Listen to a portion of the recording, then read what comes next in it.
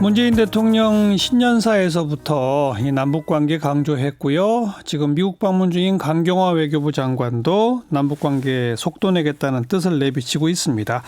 벌써 오래전부터 우리가 더 치고 나가야 한다 이런 주장을 줄곧 펴오신 분이죠.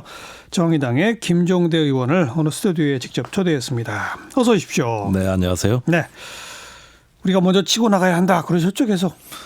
저는 뭐 중재자니 촉진자니 이런 말 좀 쓰지 말고 남북 관계는 우리가 당사자로 돌파해야 된다. 돌파. 그러지 않으면 굉장히 어려워진다. 이 얘기를 뭐 방송에서 수도 없이 했죠. 그런데 이제 연초에 문재인 대통령 신년사에서부터 그렇습니다. 운신의 폭 이런 단어를 썼죠. 네.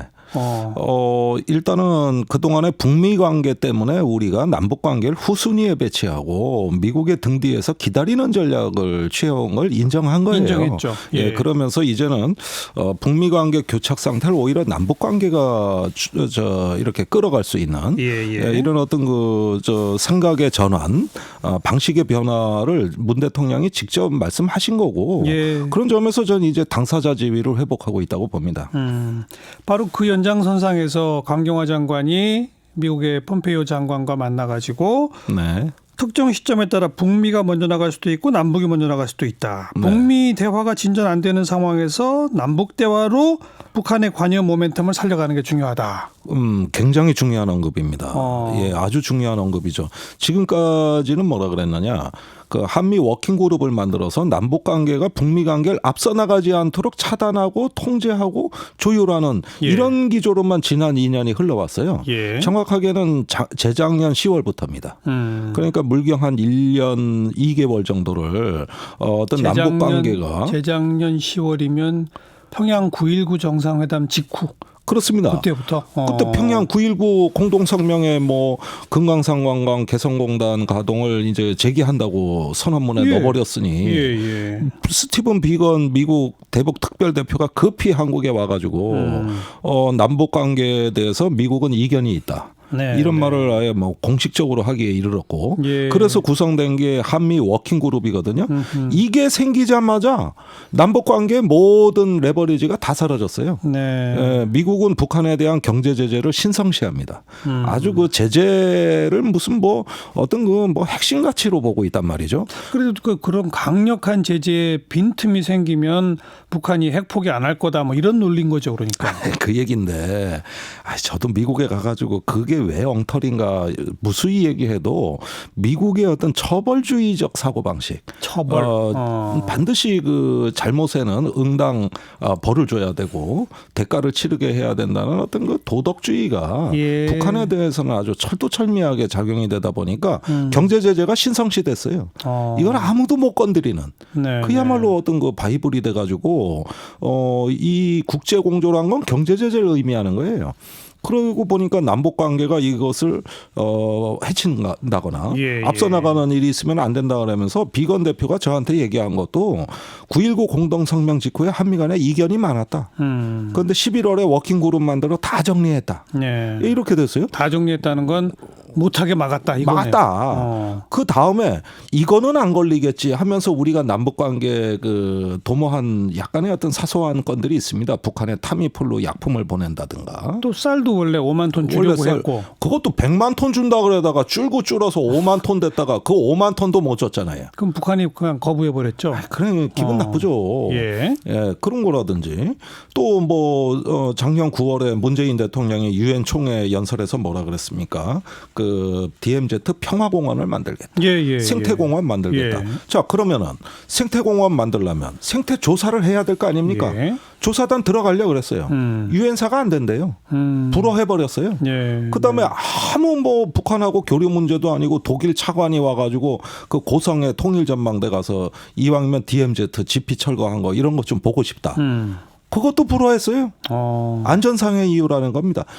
한쪽에는 워킹그룹이 또 한쪽에는 유엔사가 이 두 기관이 쌍두마차로 해가지고 우리가 뭘 좀 해보려고 하면 다 가로막았으니 그 뒤로는 어떻게 됐습니까? 미국 뒤에 서 있는 일밖에 할 일이 없죠. 그 사이에 남북 관계 다 나빠지고 네. 이렇게 된 겁니다. 그렇게 속속들이 말씀을 듣고 보니까 한국의 수족을 꽁꽁 묶어놨군요.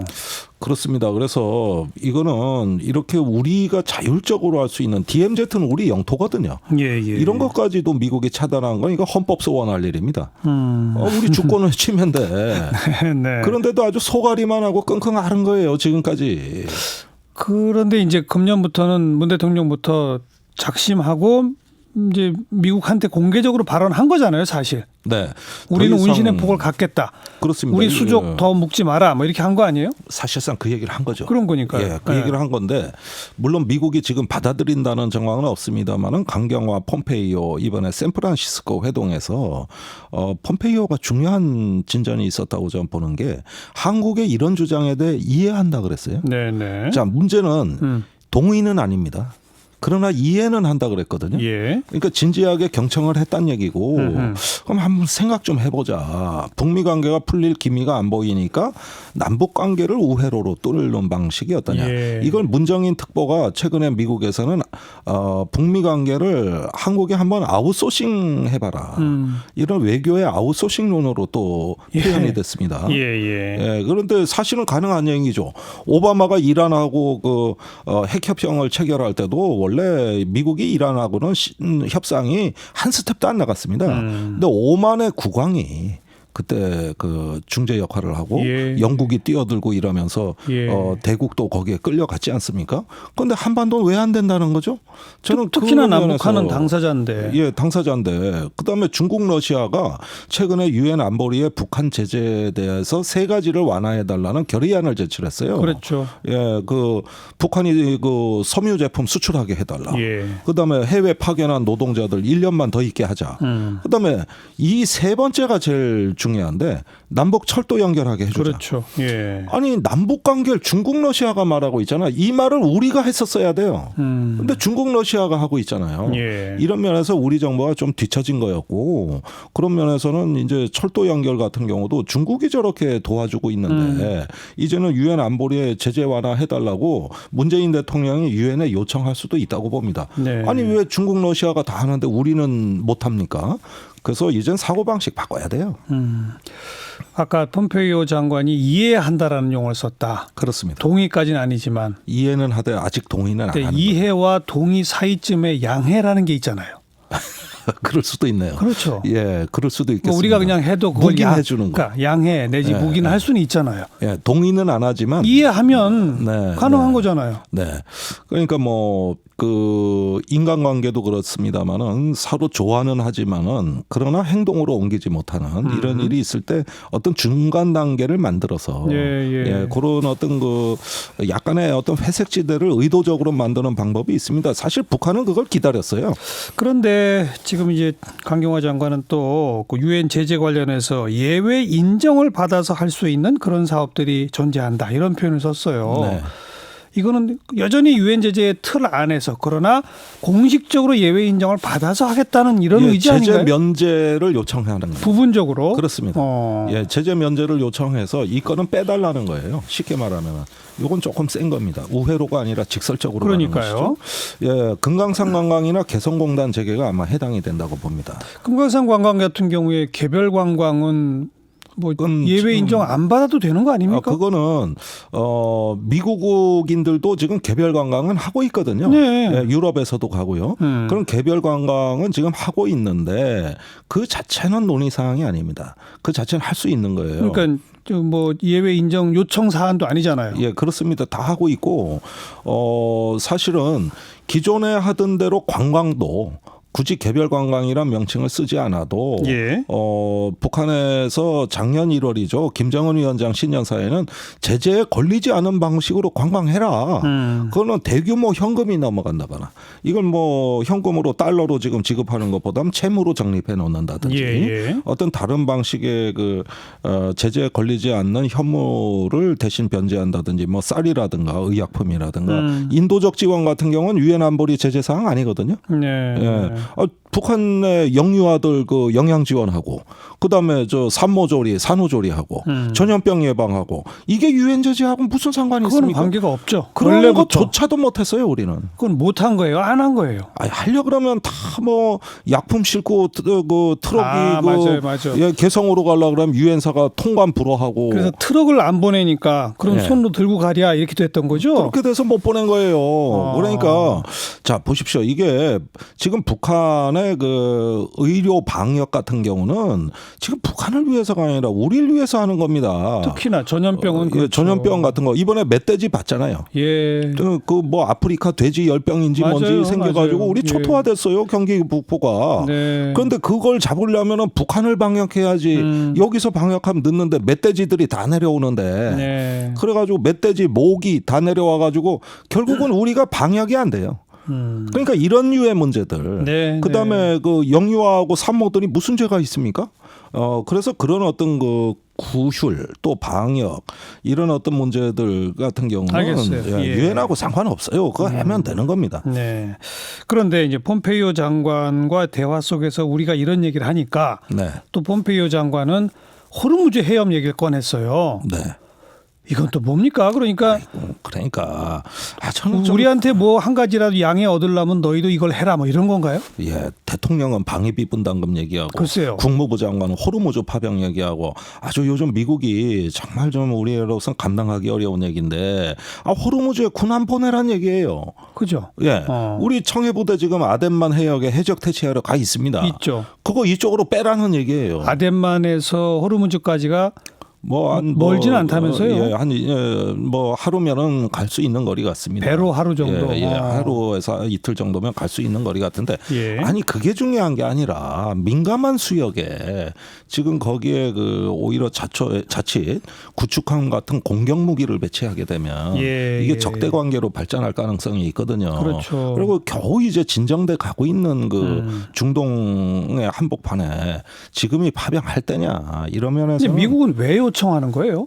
그러니까 어떻게 보면은 국제적 정당성 확립이라는 차원에서는 미국 단독보다는 다국적군을 구성해서 이렇게 연합 호위 함대를 만드는 것이 이란에 대한 압박 효과가 큰 것이죠. 근데 왜 유독 한국이에요? 아니 다 요청했어요. 일본에도 요청했고 유럽의 나토 국가에도 요청했는데 일본은 미국이 요청한 파병에는 못 가겠다. 네. 하려면 우리 단독으로 한다. 이래가지고 예. 약간 그 불똥 튀는 거를 관리하는 장치를 마련했고 유럽 국가들은 영국 빼놓고는 대부분 난색을 표명하고 있어요.